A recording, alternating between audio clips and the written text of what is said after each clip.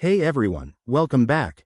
If you're dealing with the frustrating error F73 on your Miele coffee machine, you're in the right place. This error, which might pop up in 2025 models or later, typically signals an issue with the water system, like a blockage or sensor problem. Don't worry. I'll walk you through it step by step so you can get your machine brewing again quickly. First, let's understand what error F73 means. It often relates to the water flow or pressure in your Miele machine.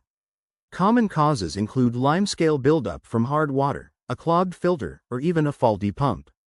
If you live in an area with mineral-heavy water, this could be the culprit. To troubleshoot, start by turning off and unplugging your machine for safety. Check the water tank, make sure it's properly inserted, filled, and free of debris. Sometimes, a simple misalignment can trigger this error. Next, if your machine hasn't been descaled recently, that's a key step. Grab a descaling solution recommended by Miele, follow the instructions in your user manual, and run a descaling cycle.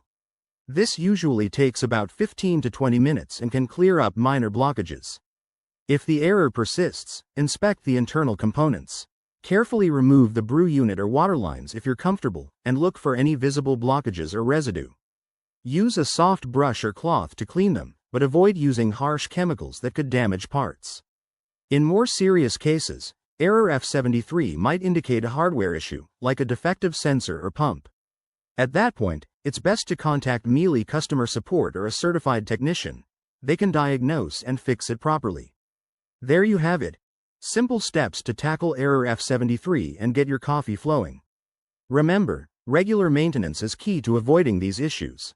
If this helped, give the video a thumbs up, subscribe for more tips, and let me know in the comments if you have any questions.